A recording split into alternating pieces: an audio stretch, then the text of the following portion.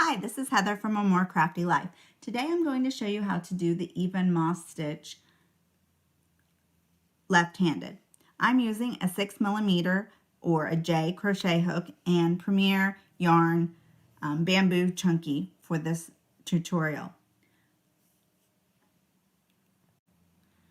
For this pattern, which is a mix of slip stitch and half double crochet, you need an even number. For example, I'm going to crochet 20.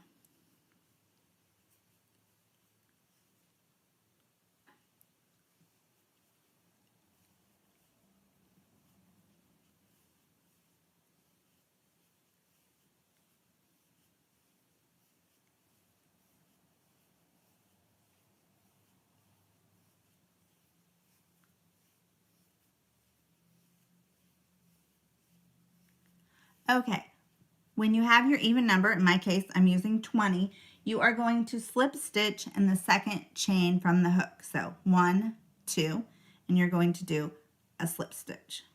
So insert your hook, pull up a loop, pull through.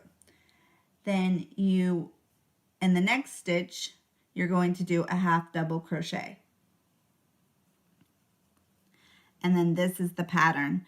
You do a slip stitch followed by a half double crochet. So there's your slip stitch, half double crochet. And you repeat.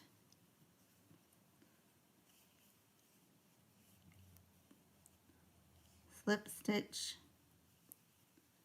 half double crochet.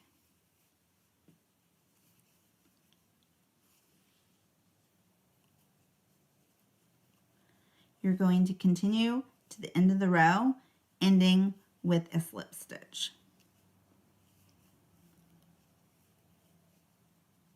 Okay, so you can pause the video and continue to the end. Okay, so I have one stitch left. That is going to be a slip stitch.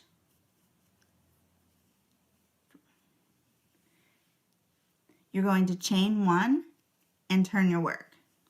So far it should look like this. For the second row, you're going to slip stitch in the first stitch, and you are going to half double crochet in the next. So you'll find out that you're always going to have a half double crochet on top of a half double crochet and a slip stitch on top of a slip stitch. And then that is the repeat. You would just repeat row 2 until you have the height that you want. Now this pattern makes a dense stitch. It's easy to do, but it doesn't go very fast because you're doing the slip stitch. But if you want a warm texture with few or no holes, this pattern works really well. It's very similar to the crunch stitch. This time instead of alternating the stitches, you always put the same stitch on top of each other. So the slip stitch on top of the slip stitch and the half double crochet on top of the half double crochet.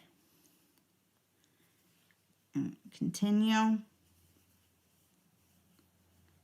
ending with a slip stitch.